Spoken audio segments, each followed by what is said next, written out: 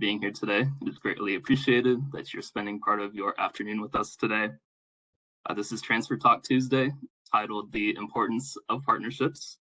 And today we will be exploring the importance of partnerships between Ohio's 2-year and 4-year institutions.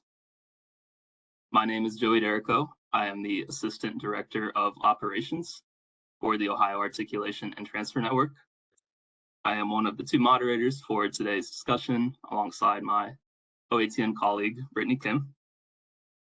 Just a couple of housekeeping items before we do kick off our conversation today.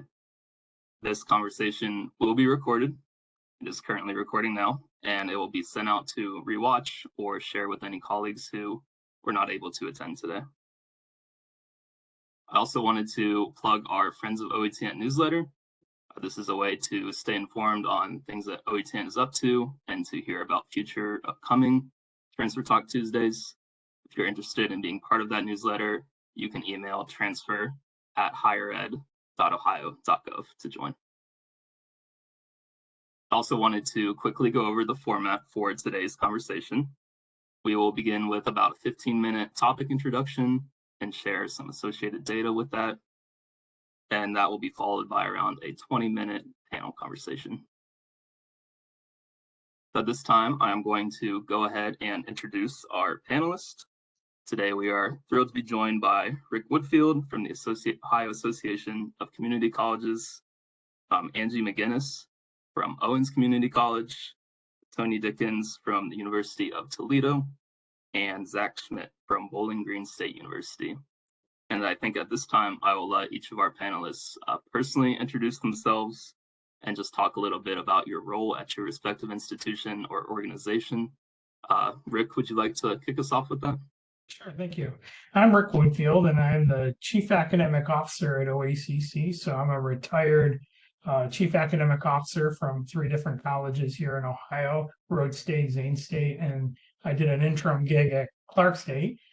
So my perspective on this has always been really important because I'm the product of transfer and transfer policy. I'm a New York State, upstate New York by birth, and I went to the SUNY system, went to community college, residential college at Alfred, and I transferred to Stony Brook. And my siblings all went to Jamestown Community College and all transferred.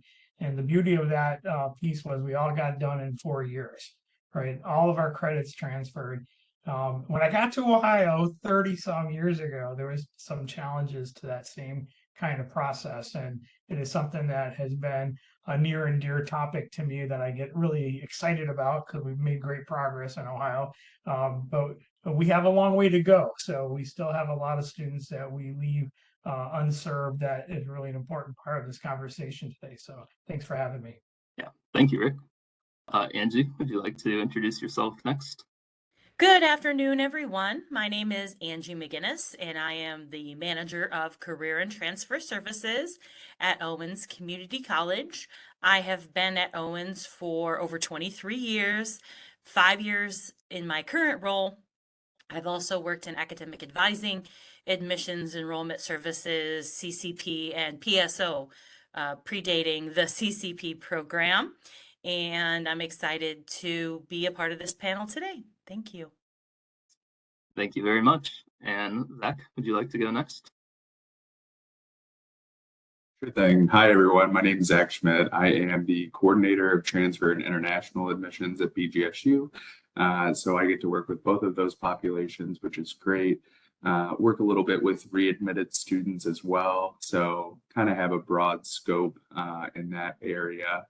Aside from that, I have worked here for about 2.5 years now, and I'm really excited to be on this panel today, mainly just because I get to talk with Angie and you all. I am a former transfer student. I graduated from BGSU and Owens. I transferred from Owens to BGSU, so kind of full circle and really grateful to be here. Yeah, thank you so much. It's awesome that almost all 3 of you have personal transfer stories to share. So I believe Tony just joined. Tony, if you can hear me, we are. I can, yeah. Can you hear me okay? Yep. We're in the middle of doing introductions, just talking a little bit about your role at your respective institution. If you'd like to introduce yourself.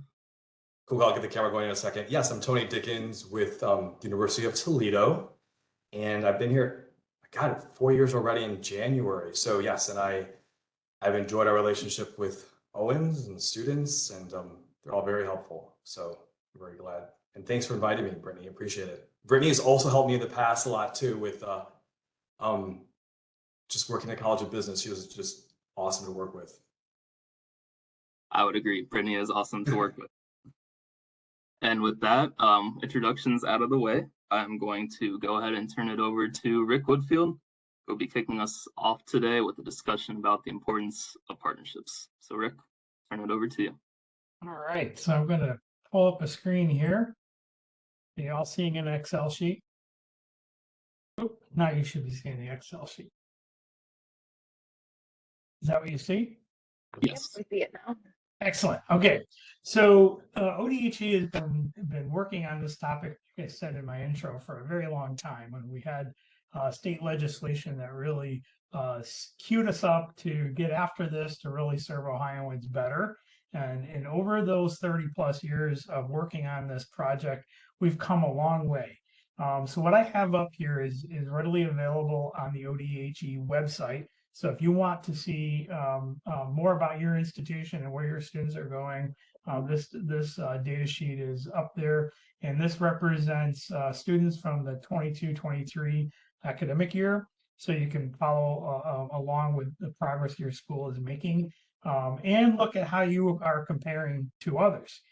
So ODHE over 10 years ago looked at this topic and started getting after what is the data starting to tell us. And we see differences between community colleges across the state by region and also by college type.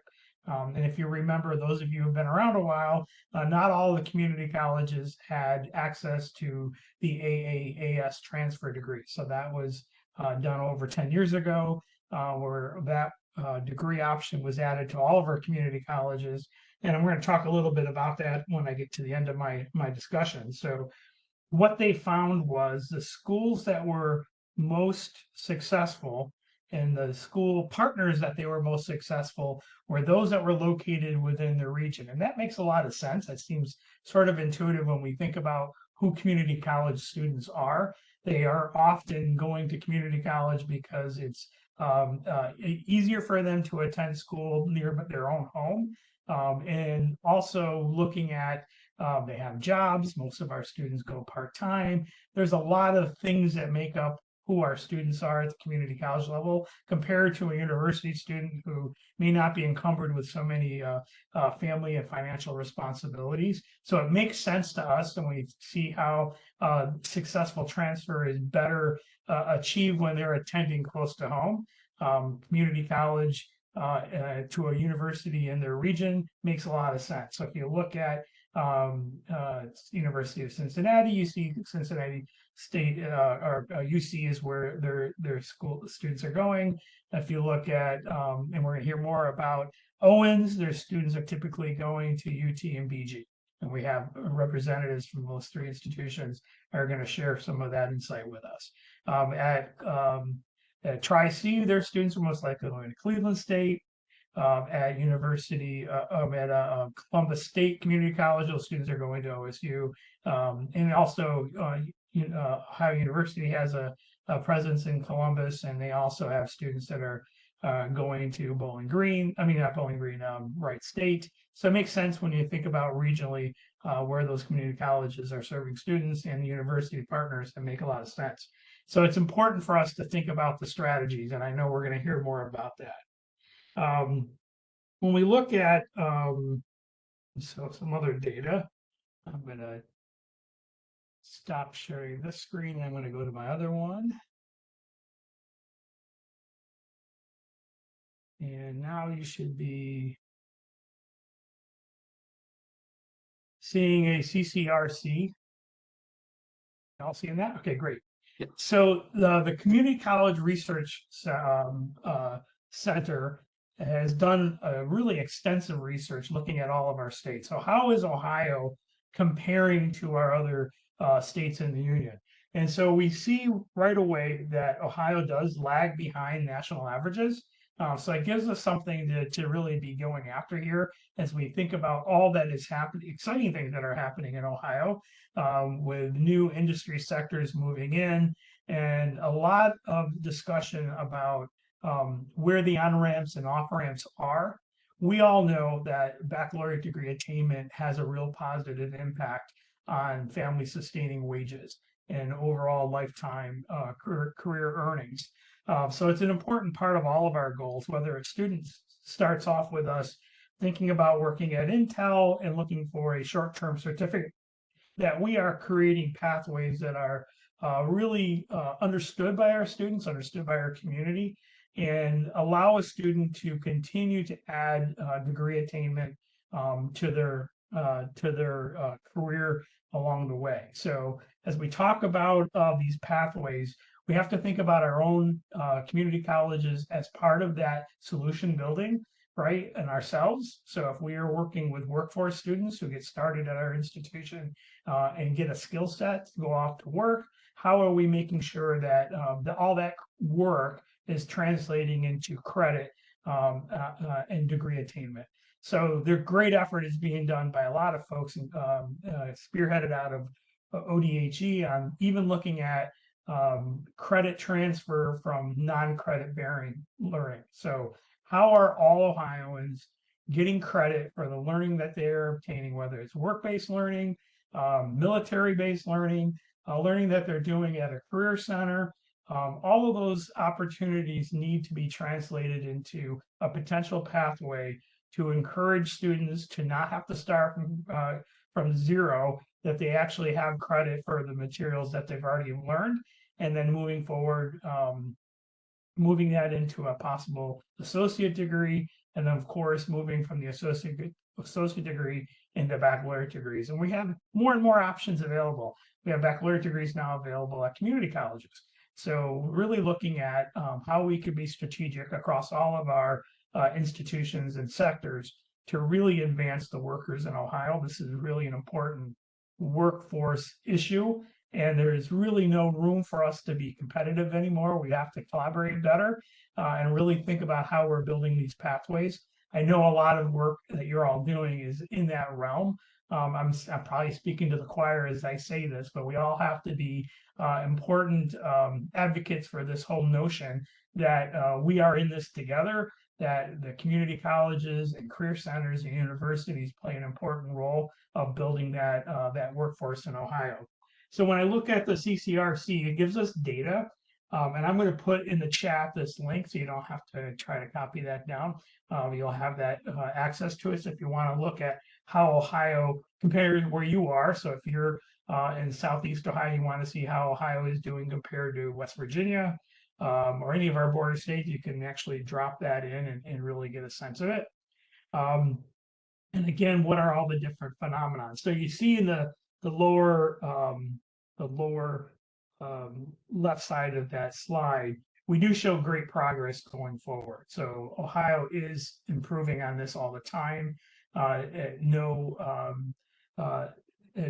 wonder, because of all the work that's been done to really improve transfer. So we have colleagues at ODHE that are working hard on this, and we have a lot of faculty across the state that are serving on panels and having these conversations to really see what kind of barriers that we can keep breaking down. And the last thing I wanted to talk about before I turn it over to my esteemed colleagues to talk a little bit more detail about what they've done is that as we brought in the AA and AS capabilities, it'll be really important for you at your institution to know what those AA and AS students are doing post-graduation. So we've been talking about the Community College 3.0, where when we first got after community college improvements, we all focused on not just thinking about access, that if we were to bring a student into our community college, that we're really focusing on getting students to completion. But both the legislator and the news cycle in America is really focusing on what's the value of that community college. And we know that associate degrees in applied in arts or associate degree in science don't have great opportunities for earning potential improvement. So while we spend a lot of time making sure we've got transferability, we have to think about what are the students' goals, what are the students' really understanding of what happens if they stall out. So we've done a great job of really encouraging students to earn degrees, because we know those students who finish and earn the associate degree are more likely to be successful in the baccalaureate degree. But also, is the career tech side a better option for from some of our students based on an advising appointment that really discusses what the family issues and responsibilities each student has. And if they can't readily move on into a baccalaureate degree, if life is really already getting in the way and it's only going to get more challenging, maybe an associate degree in applied science and a degree path that leads to a family sustaining wage would then allow that student to move more successfully into a baccalaureate degree. We certainly don't want to discourage baccalaureate degree attainment, but thinking about how that impacts each student is really an important caveat to this whole discussion. Joey, that's what I had to present. I don't know if there was anything else specifically you wanted me to talk about, or are you ready for me to turn it over? That was perfect, Rick. Thank you. Yeah, I think we can go ahead and move into our panelist conversation now. Great, and I'm going to turn it over to my OATN colleague, Brittany Kim, who will be leading this second part of the presentation. All right, thank you very much, Rick. We really appreciate you sharing all of the knowledge that you have and just giving us kind of a quick, overview of what's going on. And obviously, everyone who's on this event is interested in transfer student success and making sure that we're doing the best that we can for our students. So for the second half of this, we do have our three panelists who were introduced at the beginning. So we won't go through introductions again, but for those of you who don't really know me very well at this point, I've only been on the OATN team since February. I do come from the Toledo area. I worked at the University of Toledo. And so this is, something that I obviously had some background knowledge of with their dual admissions programs. And I know that Owens does such a great job of working not just with UT, but with BG as well, and really kind of like working with their students who are interested in going to either of the four-year publics that are near them. So I just kind of want to talk a little bit with the three of you about how those programs work, how you're looking at student success in those areas. And so I am going to get started off.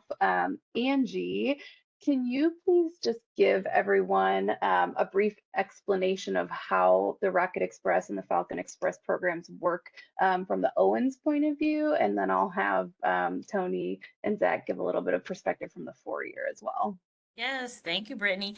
So the Express programs are dual admission. So what happens is when students apply to Owens, there's a question on the application. Do you plan to transfer to one of our four Express partners? We also have agreements with Lourdes University and in the Findlay area, University of Findlay. If a student checks that box, then they are into that respective Express program.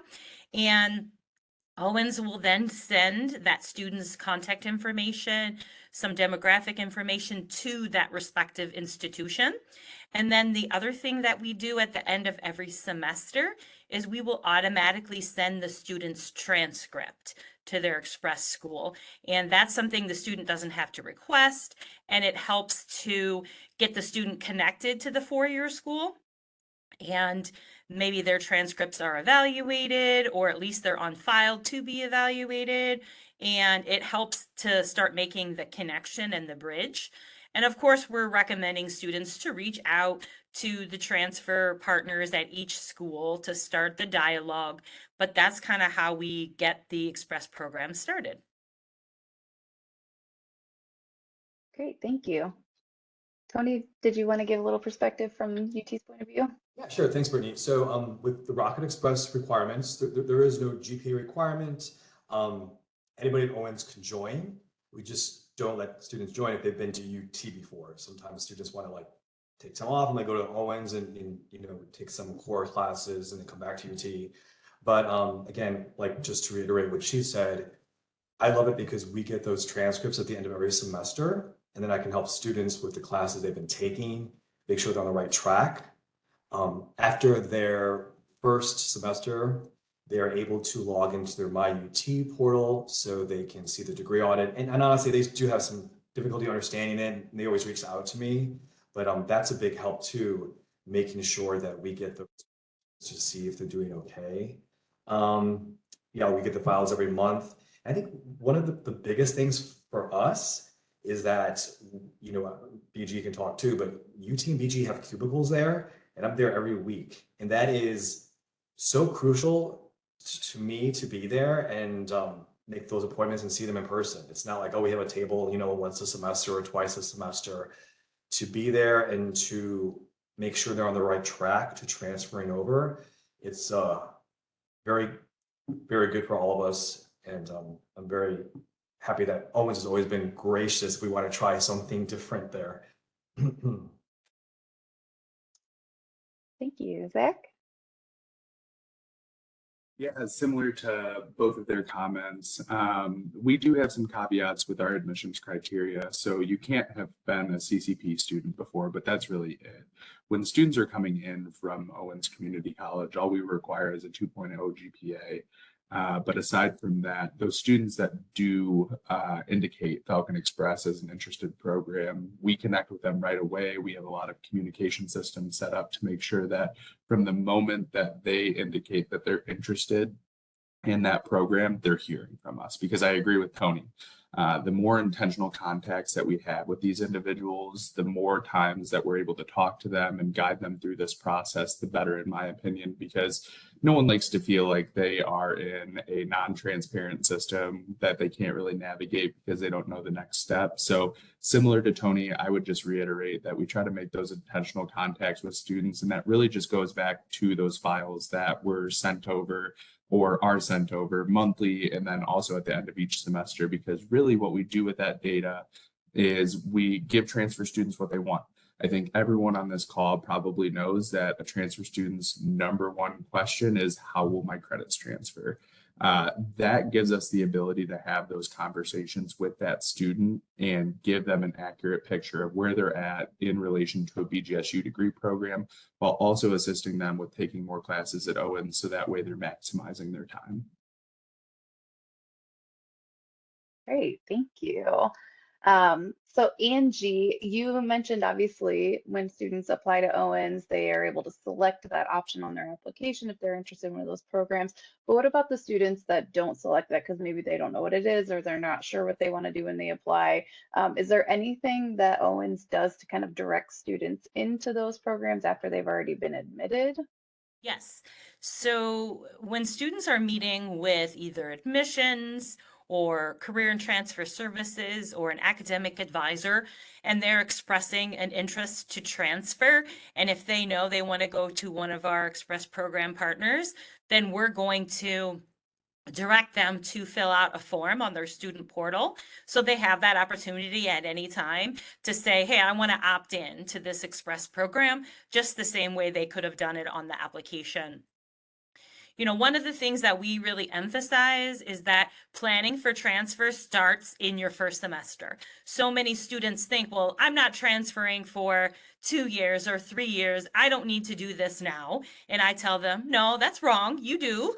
You need to start making those connections, meeting with Tony, meeting with Zach, or, you know, whatever transfer partner we have, to make sure that if there's electives, you're choosing the right course, that you know how the major you're in fits. And maybe it's not the right major. Maybe you need to be in a different program here, because we heard about technical majors versus the transfer pathways or concentrations. So, you know, all across the board, student services staff are having conversations with students to make sure that they understand if you aspire to transfer, there are some things that you need to do.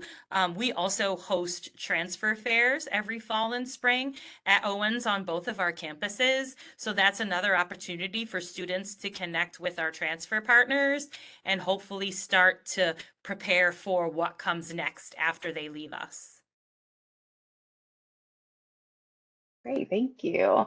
For the three of you potentially looking at my list of questions, I'm going to kind of skip over number 3, but going into number 4, how do you attract students into this sort of pipeline if they're potentially in pathways that are not, you know, traditionally what you would see your students transferring to one of those schools? if within one of those pathways, how do you work with recruitment and, getting students into the program, if it's not traditionally what they would be doing? Well, I can start and let the other two respond as well. I think one of the things we do in Career and Transfer is a lot of class presentations. Every semester, we reach out to faculty teaching our first year experience courses and some other general education courses and ask if we can come in and present to the classes. We talk about our department, what we do, and our events, and definitely talking about transfer is one of the things that we do. And we have some resources. We have a transfer resource guide. We also have a transfer out website, which is owens.edu/transfer out. So we definitely do have students who are pursuing the technical majors who still may want to transfer. We just need to make sure that they're reaching out right away to find out what the challenges might be, what the implications might be, because we know that the technical majors don't have the level of general education courses that the transfer pathways and concentrations do. So we have a lot of resources. When I started 23 years ago, all we had was Ohio Transfer Module. That's it. We didn't have all the other things, including transferology. So we have a lot of resources. We just need to draw students' attention to those. And again, start doing that work early and continue their relationship with their Owens advisor and their transfer partner throughout their time. Yeah, I would say that too. Early intervention is key. To recruit students into this. In addition to the transfer fairs, Owens has open houses that we attend. As I said earlier, they've been really cool to us try new things. Like we've had lunch and learns. I remember one time through the culinary arts program, I used the restaurant, got pizza, pop, swag, had advisors there. It was really nice. I know that me and BG, they renovated their library. So there's a lot of traffic there. We all had a table by the library because you want to catch those students who are, not always coming to you. And it's like, hey, we're here, we have this program, please stop by. But I think, with these majors too, there's a lot of nuance I've learned. For example, I know there's a lot of students like, I want to be a physician's assistant or an engineer, and you got to really stick with them because I'm always looking at those math scores because I don't want to squash their goals, because if they can't pass calculus, for example, what if they can pass college algebra and be information systems? You have to really, not one size fits all sometimes for these transfer students. So you have to really look at their goals and what their transcript tells us without diminishing their potential. So all those things are lingering in my head. And I think all of us too, to make sure they have a smooth transition. And Owens advisors and the career service and transfer office is always like, talk to Tony, talk to Zach. So that also helps us with getting students on board. I would agree with both of them. We do a lot of outreach during the course of the year to make sure that students are aware of the Falcon Express program and are able to opt in at any point. So similar to what Tony and Angie were talking about, we do a lot of tabling to connect with students as they're passing through Owens Community College. We host lunch and learns with our academic programs here. So what we've done in the past is we've come out to Owens and other schools that we partner with, and we'll bring academic recruiters with us who have that deeper understanding of those academic programs. So that way, not only are we speaking to faculty, but we're speaking to students as well who are interested in that type of curriculum.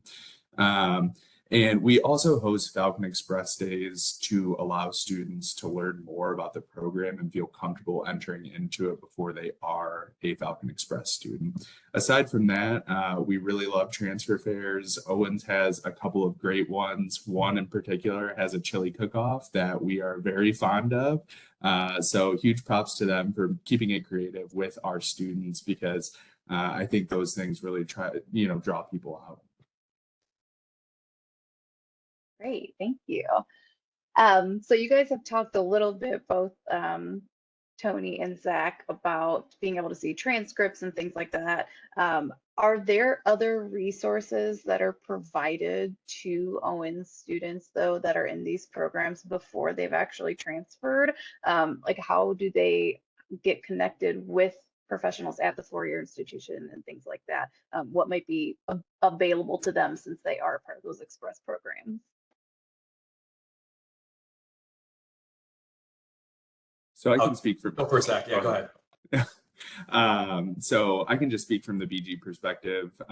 So those transfer credit evaluations are really the big thing for us in terms of getting students into the program. But aside from that, resources that are available to our students is we can get them into meetings with our faculty and staff to ask virtually any question they want to know about that individual program. And we'll set up a personalized visit for those individuals to come to campus or virtually visit campus. So that way they can get a deeper understanding of what's going on here.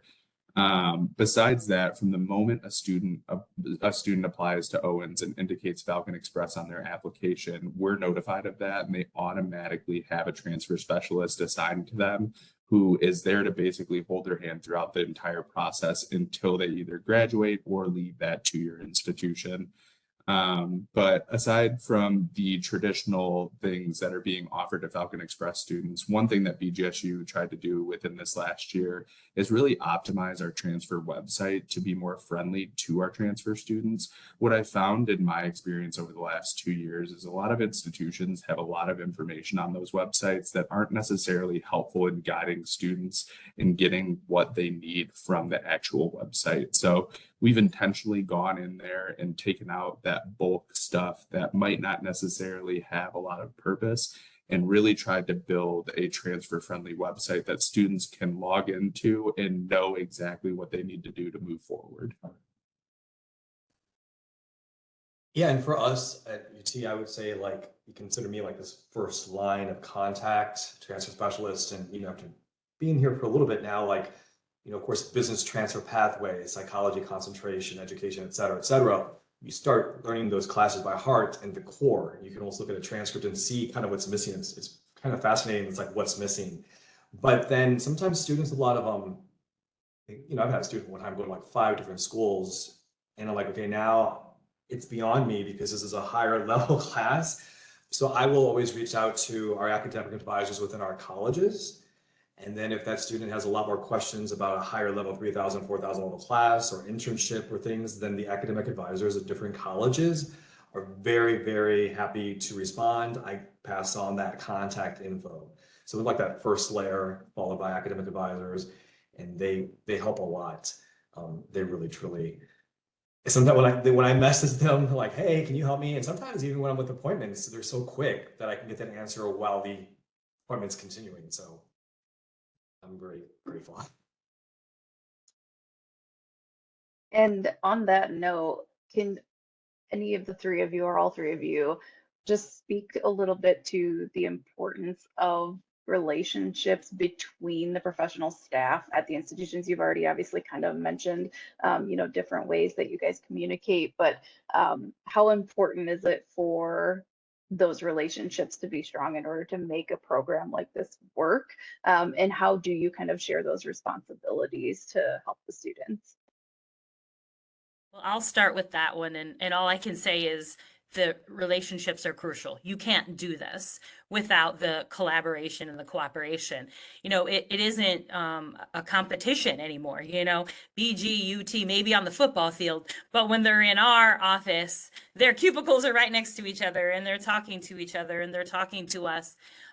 We've worked with a number of different transfer reps over the years, but every time, we build those relationships. Just today, I had our transfer partners meeting. I do a meeting with kind of our main 8 to 10 transfer partners, and we meet every other month and we just share updates and talk about upcoming events and get everybody on the same page. And so building those relationships so that if I have a student who says, yeah, they want to go to BGSU, I can refer them to Zach, or he has a new staff member, Tamara, and I can say, yeah, I've worked with this person and they're going to be able to help you with this. So I know that when I'm handing them off, that they are going to get well taken care of. And part of it is being on campus. People think of Tony as a surrogate Owens employee because he's here all the time. People know him. He has a space. And it's very obviously a UT space. So That's important to have those relationships and to have the communication that goes along with it. And I can say, thanks, Angie. I can say honestly too, yes, we all know in higher education, people come and go. I get it. There's people been there for so many years. But I can honestly say that I have never had an issue like, oh my God, who can I find at Owens who can help me with this? I've never had a question go unanswered. UT, academic advisors, financial aid, etc. Never had that issue. It's the power of teams. You just got it at your fingertips. And like, I'll get it back. And if it's not within your appointment, I will call you right away to let you know what the answer was. It's never been an issue. I really feel strong when I say this. It's about consistency because every student is so different because it's not just academics.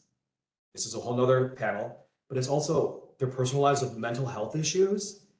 We're not counselors, but you have to hear that a little bit, acknowledge that, and help them make this easier process, refer to a counseling center. So all these things, I've never had an issue with my colleagues who I can reach out to. I've never been stuck, so to speak. And that is something, again, not to be like all Pollyanna, but it is, you hear a lot, people tell you a lot, and you just try to make their educational pathway as smooth as possible in that time of their life. It sounds heady, but it's really true. The things we hear, I try to be very, very sensitive to that. I just wanted to say that. I would agree with all of that.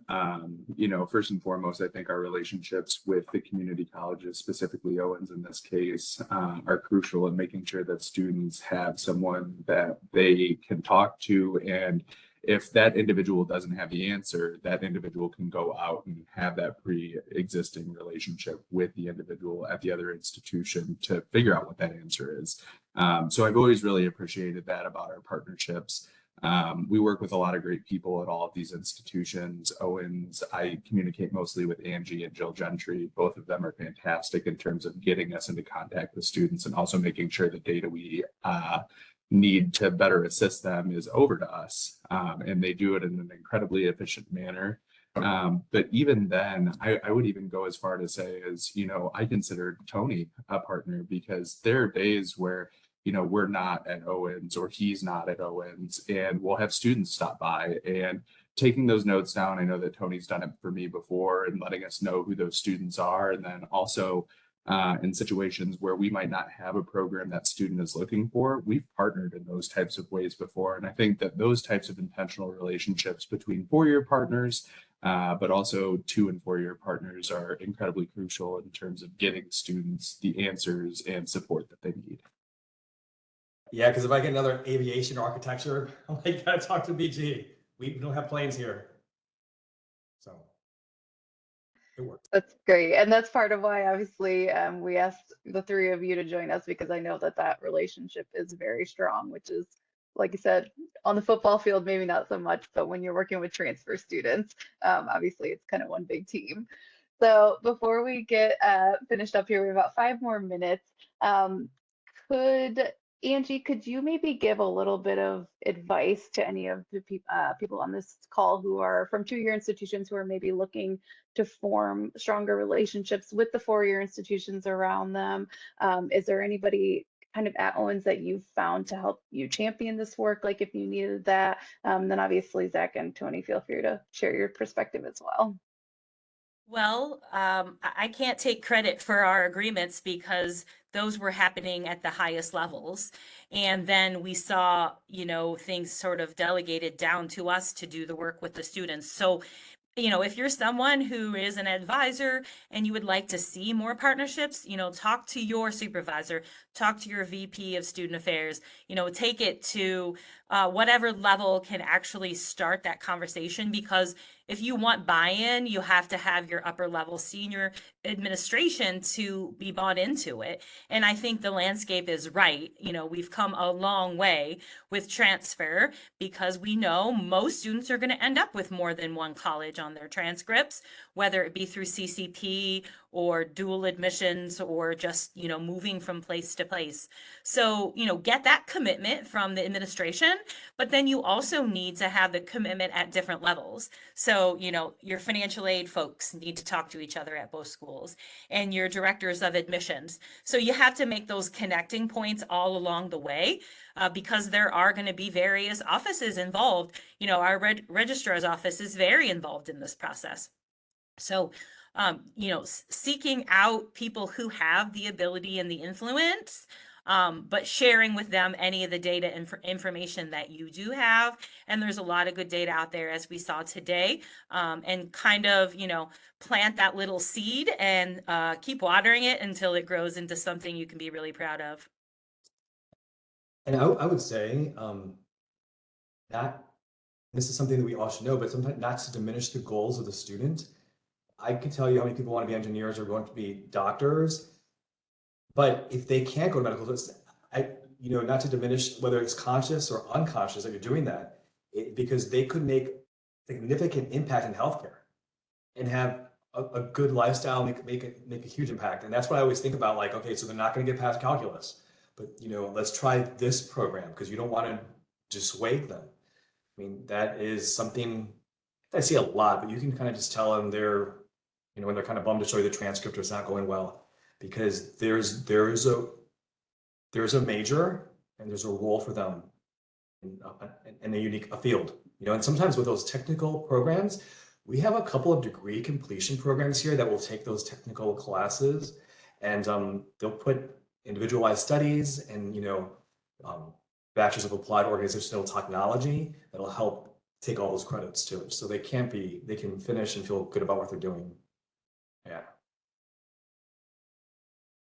I think Angie really hit the nail on the head with talking about senior administration at our institutions, because I really think that these types of conversations start at that level. And I think that those can be incredibly important in terms of getting partnerships established. So I look at Owens as a great example with us, because we recently established a 4-year business partnership where students can start out their first 2 years at Owens and then transition to BGSU. And really the advice that I have for folks is, as you're having those conversations with senior administration, as you're beginning those types of conversations with, the faculty and staff at your institutions, have your data ready.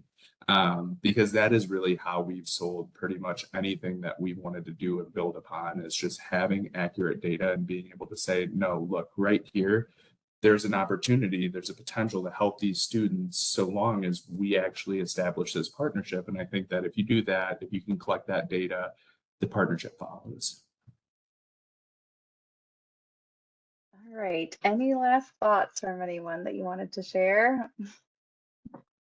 Real quick, Brittany, I thought about this. We talked about this earlier in our transfer partner meeting with Rocket Express, to try to make it more, I don't know what the word is, but like, we're trying to invite them more on campus. I mean, so we're starting with, and we just had our U Toledo kickoff this past Saturday, invited them to transfer students at football games. So that's trying to get them on campus is something that we were doing more. I mean, it's a lot of work to plan. And of course, I love athletics, but sometimes I want to invite them to the performances or the planetarium, but that's TBD. But we've done 2 tailgates, football games, and then we did a basketball game. So we're trying to find ways to get our transfer students or anyone interested on our campus they can see what it feels like. So that's something to try too. Yeah, that's great. I think that's really important, because I know sometimes our students get really comfortable at Owens, and they're very, they have trepidation about moving on to the next level. So if you can make them feel comfortable with that environment, that's going to help with the transition. The other thing I would say is, there's not one size fits all when it comes to transfer partnerships. We have different partnerships with other institutions that are not express programs. It doesn't mean they're lesser, they're just different. So you have to figure out what the partnership is that makes the most sense for the two institutions that are talking. And as Zach said, looking at the data, like what do the students want? Is there a gap? They're looking for a certain program. Is it online? Is it a 3+1? Is it a, self-paced program? So there's so many different ways that we can partner, and it's all about the student. Like Tony said, you see what the students' goals are, and you be there to support them in any way that you can to achieve that goal. And we know it can often change along the way, and that's okay too, because I tell students, slow and steady wins the race. If it takes you 3 years, it takes you 3 years. It takes you 5, 10, whatever. As long as you're moving forward, that's the most important thing. All right. Well, on that note, what a great way to end. Thank you, all of you, for being with us today. I think this was a great opportunity for people to hear a little bit about, a corner of the state that maybe they haven't heard as much about, what you guys are doing up there in Toledo area. So thank you again for all of you. And thank you, Rick, for joining us as well and giving us some info at the beginning. Joey, did you have anything else you wanted to add to wrap up today? Not really. I'll just echo what Brittany just said. Thank you for your time today and for joining us, and for all the attendees in the audience for giving part of your afternoon to be with us today. For having us. Thank See you. you later. Thank you. Take care. Everyone.